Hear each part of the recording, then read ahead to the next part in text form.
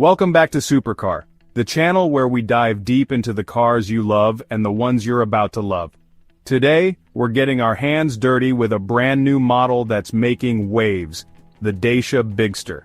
Before we reveal the truth about this highly anticipated SUV, make sure you hit that subscribe button and ring the notification bell so you never miss out on our expert reports. What do you give up when you get this much car for so little money? The Dacia Bigster is a game changer. It's a brand new compact crossover SUV that entered production in late 2024 and was officially marketed in early 2025, taking its place as Dacia's largest and most ambitious vehicle to date. Built on the highly versatile Renault-Nissan CMF-B platform, which it shares with its popular siblings like the Duster and Sandero, the Bigster offers an incredible amount of space and functionality for a price that undercuts nearly all its rivals. Its low price point and clever features are what make it a truly disruptive force in the market. But as a mechanic, my job is to look past the marketing and into the reality of the car's design. The problems with the Bigster aren't the kind of mechanical failures you'd find in a second-hand car. They are the direct and deliberate compromises made by Dacia to achieve that astonishingly low price. This vehicle is an honest car for an honest price, and understanding its top 5 issues means understanding its core philosophy. The first problem is a matter of life and death, so what did Dacia trade for its low sticker price? The most significant and honestly unavoidable compromise in the Dacia Bigster is its safety rating. The car has received a lower-than-average 3-star Euro NCAP safety rating. An analysis of the test results shows a clear pattern. While the child protection scores are at an expected level for a modern vehicle at 85%, the adult protection scores fall short of the competition at 69%. The car's protection for pedestrians and cyclists is also subpar, scoring just 60%. This isn't a flaw, it's actually a conscious design choice. To keep the vehicle affordable, Dacia made a deliberate decision to limit the number of advanced driver assistance systems and avoid the structural over-engineering found in more expensive rivals. The fix here isn't a repair, it's really an informed decision. For prospective buyers, the solution is to weigh the unmatched practicality and low price against a lower-than-average safety rating. This trade-off is the central truth about the Bigster. Why does this brand-new self-charging hybrid feel like it's having a minor temper tantrum on the road? The second issue is a lack of powertrain refinement, particularly in the hybrid model. While the Dacia Bigster is described as very comfortable and easy to drive, it is not without its quirks. A common report from initial drivers is a clunky feel from the automatic gearbox. When you put your foot down to accelerate, the gearbox can feel like it takes a few seconds to gird its loins to change ratios. User reviews also point out that the transition from electric vehicle mode to the internal combustion engine is very noticeable and can feel like a small jolt.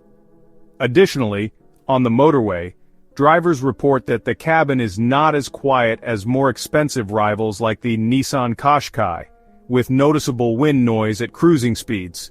This is again a purposeful design choice.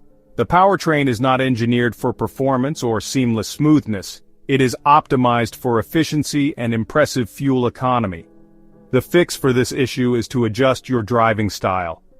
The Bigster feels happiest and performs best when driven at a relaxed pace, where its efficiency-first design can truly shine and these jarring effects are minimized.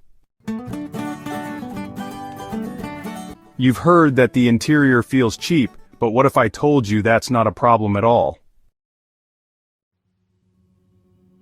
The third problem is the Dacia Bigster's interior material quality, or lack thereof. Reviews consistently describe the interior plastics as pretty cheap and flimsy, with some areas looking almost as if they'd been 3D printed.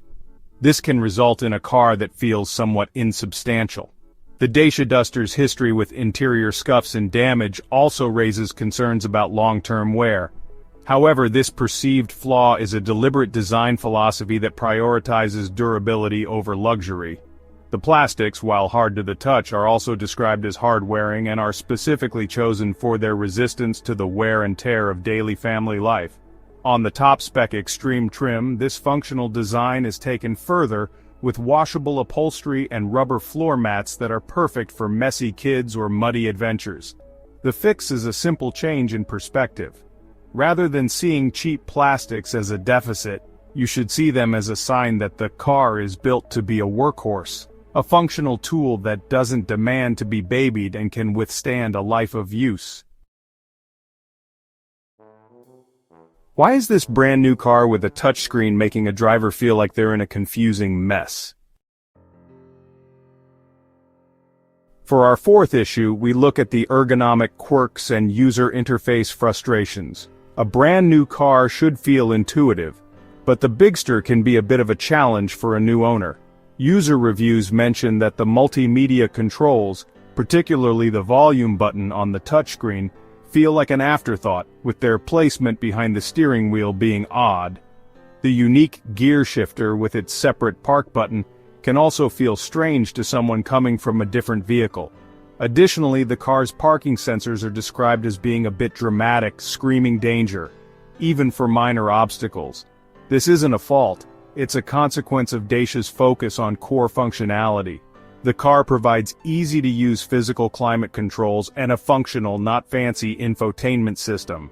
The fix here is patience and time. These frustrations are merely a learning curve, and with regular use, these unique controls become second nature. How can a brand new car have problems that a mechanic can already predict? Because the Dacia Bigster is such a new model, with production only beginning in late 2024, there is no long-term reliability data available. However, a professional can predict potential future problems by looking at the car's ancestry. Since the Bigster is based on the CMFB platform and shares many components with the Dacia Duster, it could be susceptible to issues that have appeared on those older models. The known issues for the Duster include ECU faults that can cause a warning light to appear on the dashboard and put the vehicle into limp mode, and poor tracking, where the car pulls to the left while driving. Other issues include catalytic converter problems and some gearbox clunking. The fix is to be proactive. A savvy owner will know to watch for these specific warning signs. Paying attention to dashboard lights, steering feel, and any unusual sounds can allow for early diagnosis, saving you from a much larger and more expensive repair down the road. So, is the Dacia Bigster a masterpiece of value or a monument to compromise? The truth is, it's both. The car's problems are not unexpected failures but the very trade-offs that make its price point possible. It trades top-tier safety for affordability, refinement for efficiency, and luxury for durability. Ultimately, the Dacia Bigster is an honest car for an honest price. If this video helped you understand what you're really getting, please give it a thumbs up and let us know in the comments if you're still considering the Bigster, or if these truths have changed your mind. Thanks for watching, and we'll see you in the next one.